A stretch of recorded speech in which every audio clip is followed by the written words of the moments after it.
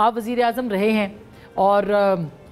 آپ کے دور میں بھی چینی کے اسکینڈلز جو ہیں وہ آتے ہوں گے، سامنے آئے ہوں گے،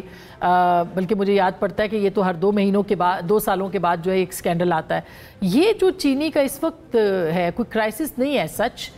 شوگر اگلے مہینے کہا جا رہا ہے کہ اس کی وہ ہوگی، کرشنگ بھی شروع ہوگی، اس کے باوجود یہ جو درآمد کرنے کا مسئلہ ہے، آپ کو کیا لگتا ہے واقعی کوئی اس پہ کرپشن انوالو؟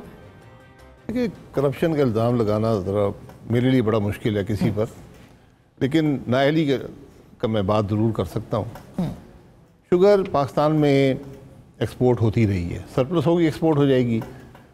اور یہ 2015-16 میں بھی ہوئی تھی، اور اس کو بہت اچھے طرح سے مینیج کیا گیا تھا۔ اس میں بڑی بحث ہوئی تھی کیسے کرنی ہے، اس وقت سبسڈی بھی دینی پڑتی تھی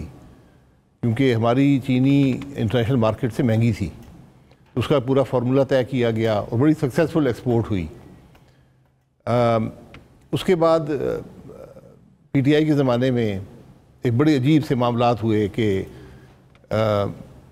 ایکسپورٹ کی اجازت دے دی گئی، پھر مزید اجازت دے دی گئی، ملک کے اندر قیمت بڑھتی گئی، کوئی نوٹس نہ لیا گیا، اور بالآخر چینی تقریباً 150% بڑھ گئی تھی۔ تو اس وقت کے بعد پھر چینی سٹیبل ہوئی، اب آ کر ایکسپورٹ کی اجازت دے دی گئی، اور اس کے چند مہینے بعد اور چینی کی قیمت بڑھتی گئی اس عرصے میں، محل 130 سے شاید 210 تک گئی۔ اب امپورٹ کی بات ہو رہی ہے، ساتھ اگر کرشنگ کا سیزن آ گیا تو اس کا مطلب ہے کوئی بفر سٹاک آپ کے پاس نہیں تھا۔ ہمیشہ جب آپ ایکسپورٹ کرتے ہیں سب سے پہلے یہ بات یقینی بناتے ہیں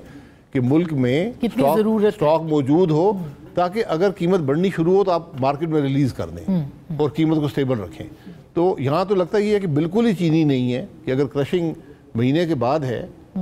آپ آج امپورٹ کی اجازت دے رہے ہیں تو مہینہ تو آپ کے امپورٹ میں لگ جائے گا، اتنی دیر میں چینی آ جائے گی۔ اس سے پہلے گندم کے ساتھ یہ ہوا ہے۔ یہ معاملات بڑے عجیب معاملات ہیں ملک کے اندر، اور اینڈ پہ جب نقصان ہوتا ہے فارمر کا ہوتا ہے۔ اس میں فائدہ کس کو ہوگا؟ قیمت کنزیومر کو ادا کرتا ہے۔ اس میں فائدہ آپ کے خیال میں کس کو ہوگا؟ دیکھیں چینی کا مسئلہ یہ ہے کہ پاکستان میں چینی کی جو ملیں ہیں ان کی اکثریت سیاسی لوگوں کی ہے اور ہر جماعت سے ہیں، ان کو بالکل حق ہے کاروبار کرنا، اس میں کوئی دو رائے نہیں ہے، لیکن پھر جب آپ کی پالیسی سے چینی کی قیمتیں بڑھ جاتی ہیں تو پھر لوگ سوال اٹھاتے ہیں کہ فائدہ کس کو، جو آپ نے پوچھا ہے فائدہ کس کو ہوا، تو پھر یہ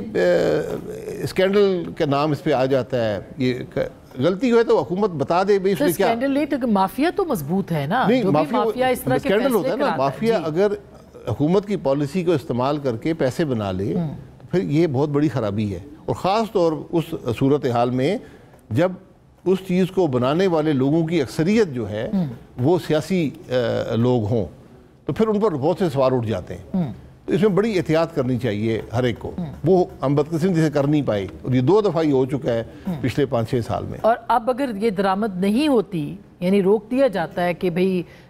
پاکستان کے اندر لوگوں کے کنسرنز ہیں اس کے حوالے سے، تو 1 مہینہ انتظار کیا جاتا ہے یا اس دوران جو ہے چینی کی قیمتیں اور آسمان کی بلندی پر پہنچ جائیں؟ ہاں یہ بھی آپ کا پرابلم ہے، اگر یہ پرسیپشن کریٹ ہو گیا کہ بھئی چینی امپورٹ نہیں ہو رہی اور کرشنگ والے بھی اگر اپنا روک لیں گے، کیونکہ ان کو تو فائدہ ہو جائے گا چینی نہ ہونے، کیونکہ سٹاک تو ان کے پاس ہوتا ہے، تو پھر قیمت مزید بڑھ سکتی ہے۔ نہیں مگر بھائی صاحب اس کا مطلب یہ کہ حکومت اس مافیا کے رحم و کرم پہ ہے، یہ جو شوگر مافیا ہے جو جیسے ڈرائیو کرے گا وہ اس کے حساب سے چلے گا۔ میں نے کہا دیکھیں شوگر مافیا آپ کس کو کہتے ہیں؟ جب